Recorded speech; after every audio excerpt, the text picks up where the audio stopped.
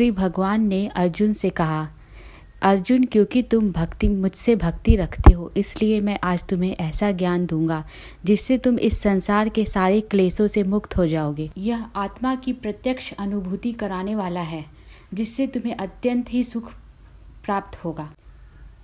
जो लोग भक्ति में श्रद्धा नहीं रखते वे मुझे प्राप्त नहीं कर पाते, अतः वे इस भौतिक जगत में जन्म मृत्यु के मार्ग पर वापस आते रहते हैं। यह संपूर्ण जगत मेरे अव्यक्त रूप द्वारा व्याप्त है। समस्त जीव मुझ में हैं, किंतु मैं उनमें नहीं हूँ। यद्यपि मैं समस्त जीवों का पालक हूँ, लेकिन मैं इस विराट अभिव्यक्ति का अंश नहीं हूँ, क्योंकि मैं सृष्टि का कारण स्वरूप हूँ। जिस प्रकार वायु सदैव आकाश में स्थित रहती है, उसी प्रकार समस्त उत्पन्न प्राणियों को मुझ में स्थित जानो। जिस प्रकार वायु सदैव आकाश में स्थित रहती है, उसी प्रकार समस्त उत्पन्न प्राणियों को मुझ में स्थित जानो।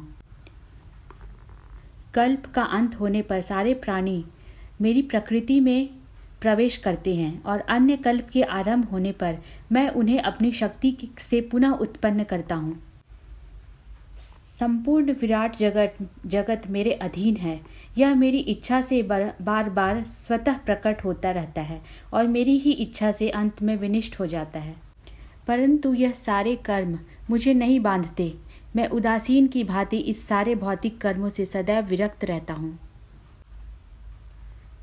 यह भौतिक प्रकृति मेरी शक्तियों में से एक है और मेरी अध्यक्षता में कार्य करती है, जिससे सारे चर तथा अचर प्राणी उत्पन्न होते हैं। इसके शासन में यह जगत बारंबार सृजित और विनिष्ट होता रहता है।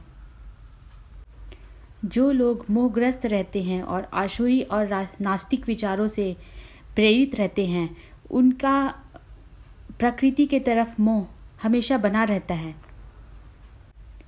मोह मुक्त महात्मा जन ही दैवी प्रकृति के संरक्षण में रहते हुए मेरी भक्ति करते हैं और मुझ तक पहुंचने के प्रयास करते हैं। जो लोग अनन्य भाव से मेरे दिव्य स्वरूप का ध्यान करते हुए निरंतर मेरी पूजा करते हैं, उनकी जो आवश्यकताएं होती हैं उन्हें मैं पूरा करता हूँ और जो कुछ उनके पास है उसकी रक्षा भी करता हूँ। यदि कोई प्रेम और भक्ति के साथ मुझे पत्र, पुष्प, फल और जल प्रदान करता है तो मैं उसे स्वीकार करता हूँ। तुम जो कुछ करते हो, जो कुछ खाते हो, जो कुछ अर्पित करते हो या दान देते हो और जो भी तपस्या करते हो, उसे मुझे अर्पित करते हुए करो। इस तरह से तुम कर्म के बंधन और उसके शुभाशुभ फलों से मुक्त हो सकोगे। इस संन्यास संयोग में अपने चित्त को स्थिर करके तुम मुक्त होकर मेरे पास आ सकोगे। मैं न तो किसी से द्वेष रखता हूँ और न ही किसी के साथ पक्षपात करता हूँ। मैं सबों के लिए समभाव हूँ, किंतु जो भी भक्तिपूर्वक मेरी सेवा करते हैं वह मेरा मित्र है, मुझ में स्थित रहते हैं और मैं उनका मित्र हूँ। यदि कोई जघन्य से जघन्य कर्म करता हो, किंतु यदि वह भक्ति में रत रहता है तो उसे साधु ही मानना चाहिए। जय श्री कृष्ण आप सभी को। ओम श्री परमात्मने नमः। श्रीमद् भगवत गीता अथ नवमोऽध्यायः। श्री भगवानुवाच इदं तु ते गुह्यतमं प्रवक्ष्याम्यनसूयवे ज्ञानौ विज्ञानसहितै यज्ञात्वा मोक्ष्यसे शुभात्। राजविद्या राजगुह्यं पवित्रमिदमुत्तमं प्रत्यक्षावगमं धर्म्यं सुसुखं कर्तुमव्ययम्। अश्रद्धानापि पुरुषा धर्मस्यास्य परन्तप अप्राप्यमाननिवर्तन्ते मृत्युसंसारवर्तमनि। मया तत्मिदं सर्वै जगदव्यक्तमूर्तिना मत्स्थानि सर्वभूतानि न चाहन्तेष्वस्थितः। न च मत्स्थानि भूतानि पश्य मे योगमैश्वरम् भूतभृन्न च भूतस्थो ममात्मा भूतभावनः यथाकाशस्थितो नित्यं वायुः सर्वत्र गो महान् तथा सर्वाणि भूतानि मत्स्थानीत्युपधारय सर्वभूतानि कौन्तेय प्रकृतिं यान्ति मामिकां कल्पक्षये पुनस्तानि कल्पादौ विसृजाम्यहम् प्रकृतिं स्वामवष्टभ्य विसृजामि पुनः पुनः भूतग्राममिमं कृत्स्नम् अवशं प्रकृतेर्वशात् न च मान्तानि कर्माणि निबध्नन्ति धनञ्जय उदासीनवदासीनम् असक्तं तेषु कर्मसु मयाध्यक्षेण प्रकृतिः सूयते सचराचरम् हेतुनानेन कौन्तेय जगद्वे परिवर्तते अवजानन्ति मां मूढा मानुषं तनुमाश्रितं परं भावमजानन्तो मम भूतमहेश्वरं मोघाशामोघकर्माणो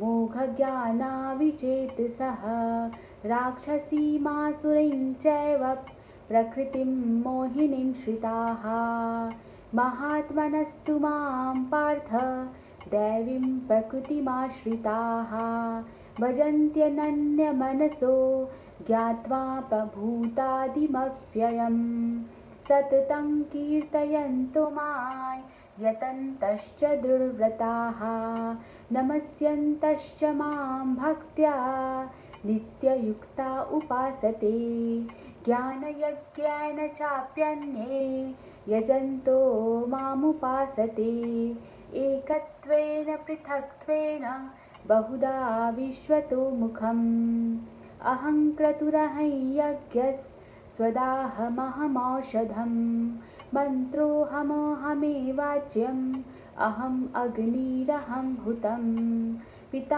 पिताहमस्य जगतो माता धाता पितामहः वेद्यं पवित्रमोङ्कार ऋक्सामयजुरेव च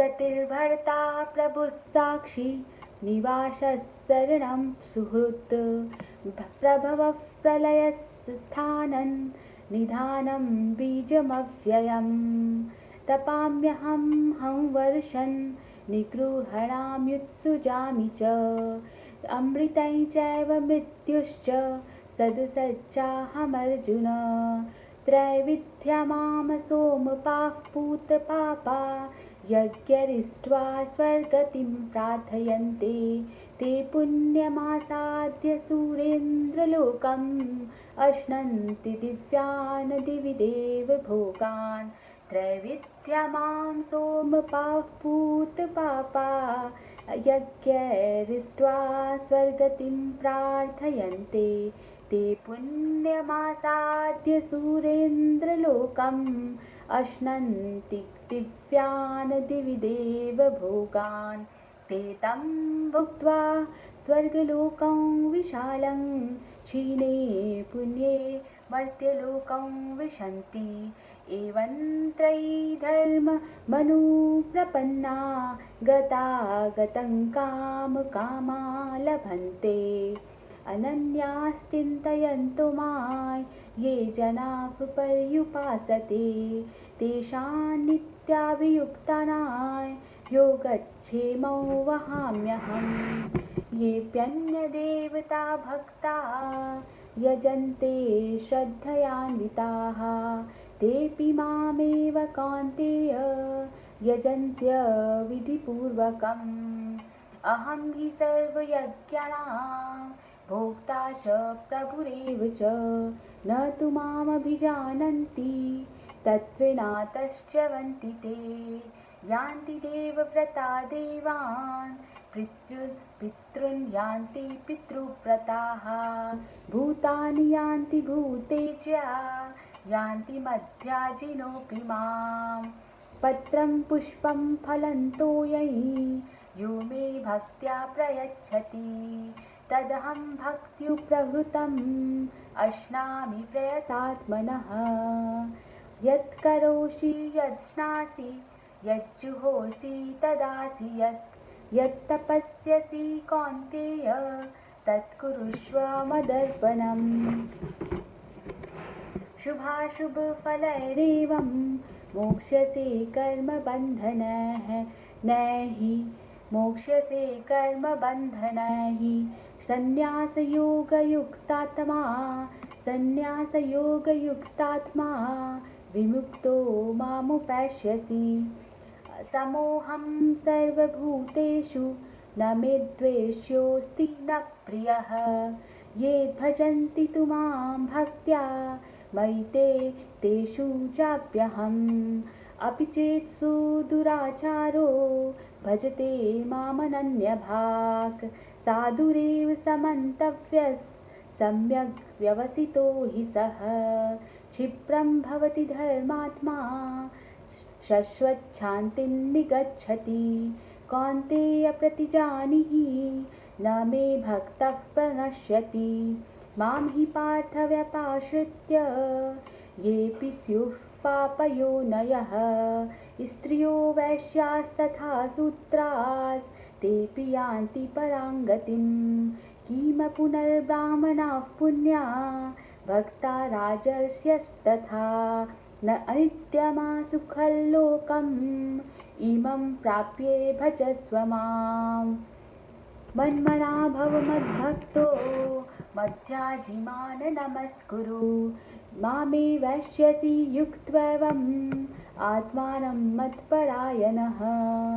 ॐ तत्सदिति श्रीमद्भगवद्गीतासु उपनिषत्सु ब्रह्मविद्यायां योगशास्त्रे श्रीकृष्णार्जुनसंवादे राजविद्या राजगुह्य योगो नाम 9मोऽध्यायः।